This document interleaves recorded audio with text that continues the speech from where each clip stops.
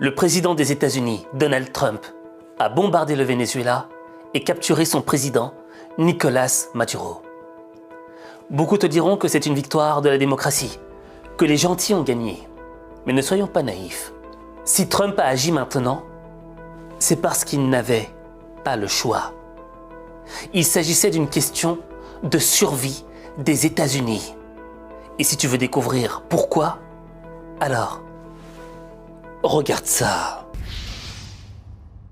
Ce matin, en me réveillant, j'ai pris mon smartphone. Et comme d'hab, je regarde d'abord les infos. Et là, je vois, les États-Unis ont probablement bombardé Caracas, la capitale du Venezuela. Et quand je cherche plus d'infos, généralement, je vais sur Twitter, X. Et là, quand je tape le mot Venezuela dans la barre de recherche, je vois plein de tweets.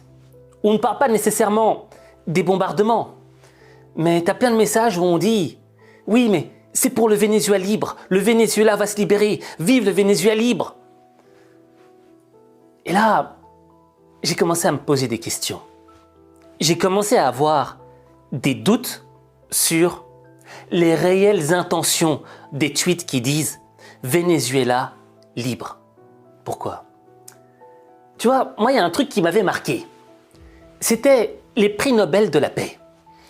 Je me souviens, Donald Trump, après avoir été élu président des États-Unis d'Amérique pour la deuxième fois, avait fait tout son possible. Il avait milité dans tous les sens pour obtenir ce prix Nobel de la paix.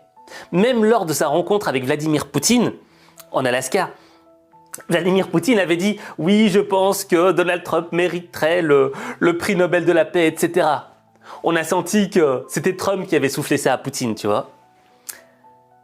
Et pourtant, malgré tout ce lobbying international et mondial, Donald Trump n'a pas remporté le prix Nobel de la paix.